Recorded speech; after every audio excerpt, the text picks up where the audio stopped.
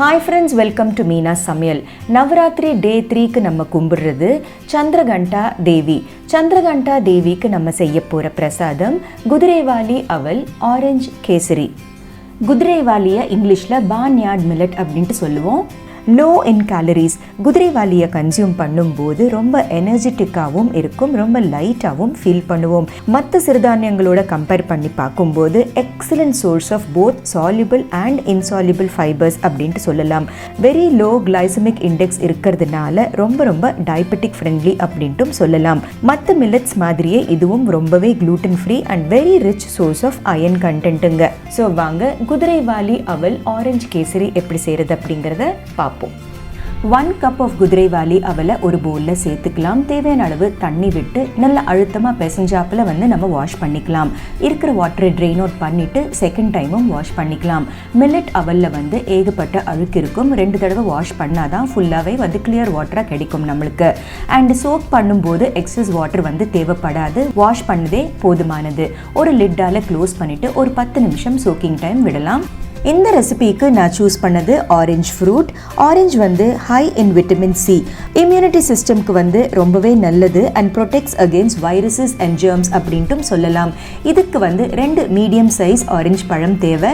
ஒரு பழம் நம்ம பியூரி ஆக்க போகிறோம். த அதர் பழம் அப்படியே சின்ன சின்ன பீசஸாக கட் பண்ணி போடலாம். இந்த ரெசிபிக்கு நான் ஸ்வீட்னராக யூஸ் பண்ணது சுகர் கேண்டி ஆர் கல்கண்டு. கல்கண்டு மிக்சியில் ஃபைனாக பவுட்ரு பண்ணி ரெடியாக எடுத்து வச்சாச்சு. ஒரு பேனை ஹீட் பண்ணி ஒரு டேபிள் ஸ்பூன் அளவு நெய் சேர்த்து நெய் உருகினதுக்கு அப்புறமா இந்த ரெசிபிக்கு நான் சூஸ் பண்ணது பம்கின் சீட்ஸ். பம்கின் சீட்ஸை சேர்த்து நல்ல கோல்டன் ப்ரௌன் வர வரைக்கும் நல்லா வறுத்து ஒரு பவுலில் ட்ரான்ஸ்ஃபர் பண்ணி எடுத்து வச்சுக்கலாம். இதே பேனில் ஒரு பழம் பியூரியும் ஒரு பழம் சின்ன சின்ன பிட்ஸாகவும் கட் பண்ணி சேர்த்துக்கலாம். அதுக்கப்புறமா ஆரஞ்சு ஜெஸ்ட், அதாவது ஆரஞ்சு தோலை துருவிட்டு ஒரு டீஸ்பூன் அளவு வர வரைக்கும் துருவிட்டு அதுவும் சேர்த்துக்கலாம். This is absolutely optional. கொஞ்சம் லைட்டாக அந்த துவர்ப்பு டேஸ்ட் அப்படின்னு சொல்லுவாங்க பார்த்தீங்களா, அது சேர்த்து நம்ம ஸ்வீட் சாப்பிடும்போது ரொம்ப டேஸ்டியாக இருக்கும். But this is absolutely optional. Orange பழமும் ஆரஞ்சு ஜூஸும் நல்ல கொதி வந்ததுக்கு அப்புறமா நம்ம இந்த சுகர் கேண்டி பவுடர், அதாவது கல்கண்டு பவுடர் சேர்த்து நல்லா ஸ்டியர் பண்ணி விட்டுக்கலாம்.